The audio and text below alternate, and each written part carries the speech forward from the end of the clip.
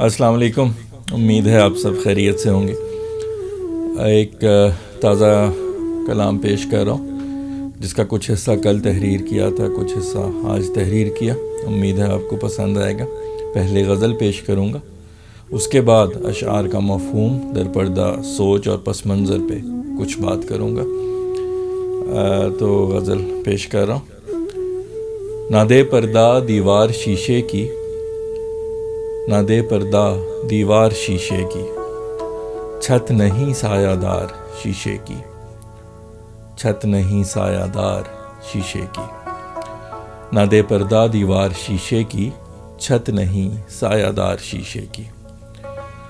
गोहे शीशे का घर हंसी लगता, गोहे शीशे का घर हंसी लगता, खामियां बेशुमार शीशे की, खामियां बेशुमार शीशे की।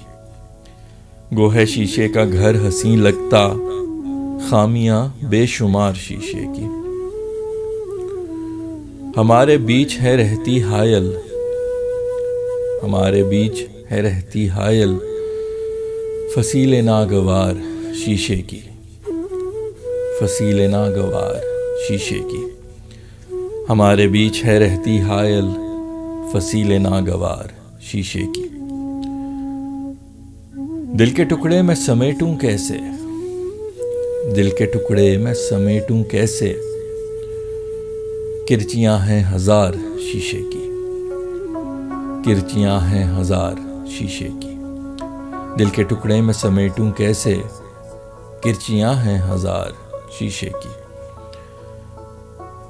ना कुछ अंदर का छुपा दुनिया से, ना कुछ अंदर का छुपा दुनिया से, सिफ्त कर इख्तियार शीशे की, सिफ्त कर इख्तियार शीशे की। ना कुछ अंदर का छुपा दुनिया से, सिफ्त कर इख्तियार शीशे की। ना करो इस पे संग की बारिश, ना करो इस पे संग की बारिश, मेरी दुनिया है यार शीशे की, मेरी दुनिया है यार शीशे की। ना करो इस पे संग की बारिश, मेरी दुनिया है यार शीशे की। चोट हल्की सी पाश पाश करे, चोट हल्की सी पाश पाश करे, सिन्फ नापायदार शीशे की, सिन्फ नापायदार शीशे की। चोट हल्की सी पाश पाश करे, सिन्फ नापायदार शीशे की। इसे पत्थर से है शिकवा कितना, इसे पत्थर से है शिकवा कितना, सुन जरा आहुजार शीशे की, सुन जरा आहुजार शीशे की।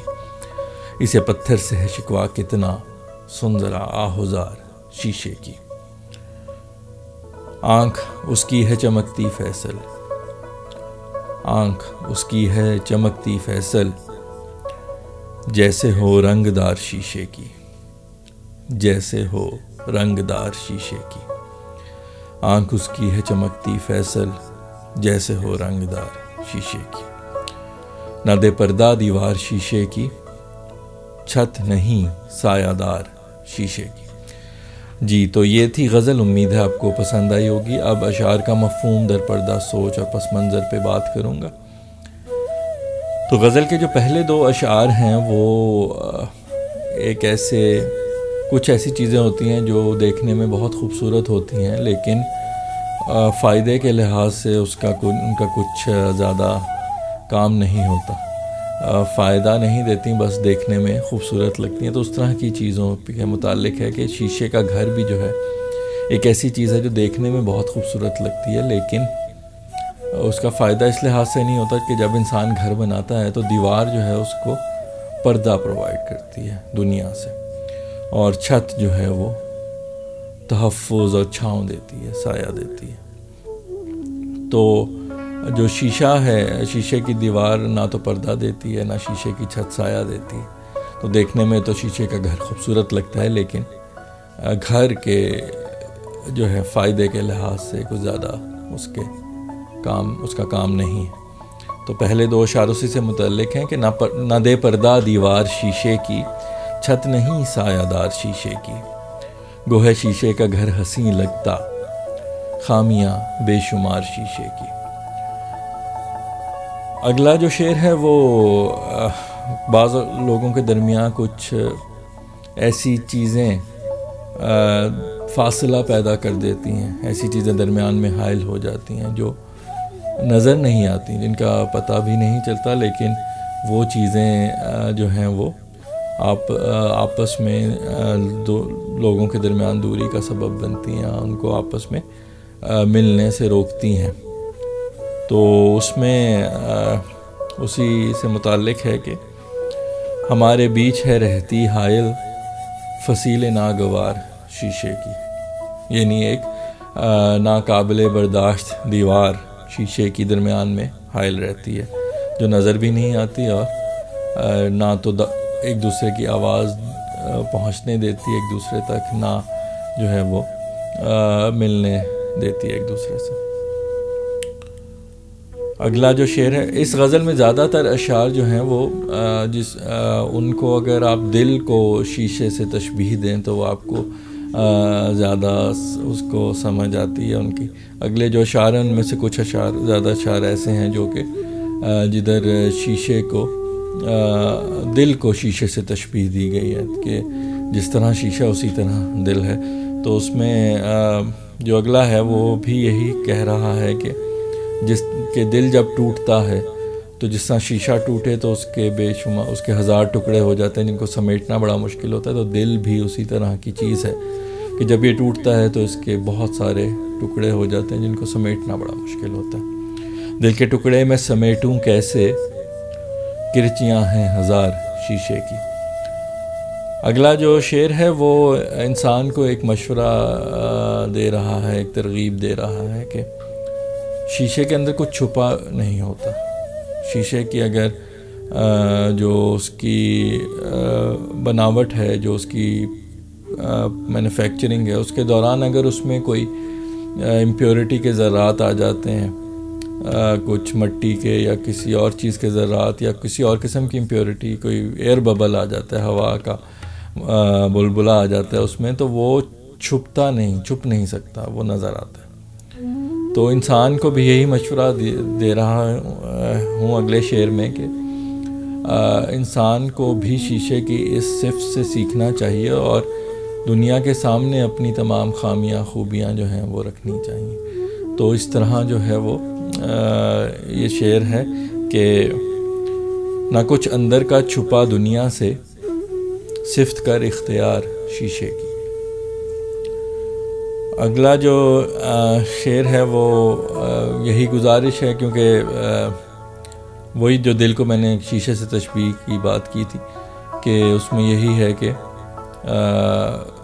پتھروں کی بارش سے روکا۔ پتھروں کی بارش سے یہاں جو ہے وہ مراد ایسی باتیں ہیں، ایسے کام ہیں جو کہ کسی انسان کے دل کو توڑتے ہیں۔ اور تو ایک ایسا انسان جو حساس ہوتا ہے، اس کا دل بھی جو ہے وہ جلدی ٹوٹ جاتا ہے اس قسم کی چیزوں سے۔ تو اس پہ ہے کہ نہ کرو اس پہ سنگ کی بارش، میری دنیا ہے یار شیشے کی۔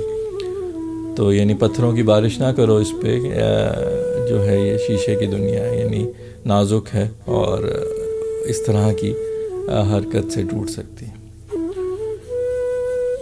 اگلا شعر بھی اسی طرح ہی ہے کہ یہ دل کو شیشے سے تشبیہ ہے کہ چوٹ ہلکی سی پاش پاش کرے، چوٹ ہلکی سی پاش پاش کرے، صنف ناپائیدار شیشے کی۔ یعنی شیشے کی جو کیٹیگری ہے وہ ایک ناپائیدار چیز ہے، ایک نازک چیز ہے جو کہ ایک چھوٹی سی چوٹ سے بھی پاش پاش ہو جاتا ہے۔ تو دل بھی اسی طرح کی چیز ہے کہ ناپائیدار ہے، اگر اس پہ ہلکی سی چوٹ بھی لگے تو بعض اوقات وہ ہلکی سی چوٹ سے بھی پاش پاش ہو جاتا ہے۔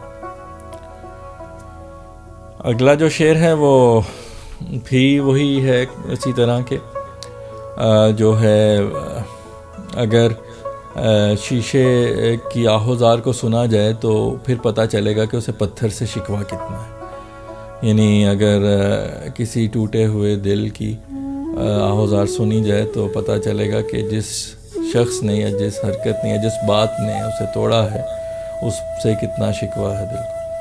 تو وہ شعر اس طرح ہے کہ اسے پتھر سے ہے شکوہ کتنا، سن ذرا آہوزار شیشے کی۔ غزل کا آخری جو شعر ہے وہ محبوب کی آنکھوں کی تعریف ہے، جس میں محبوب کی آنکھ کو رنگ دار شیشے سے تشبیہ دی گئی۔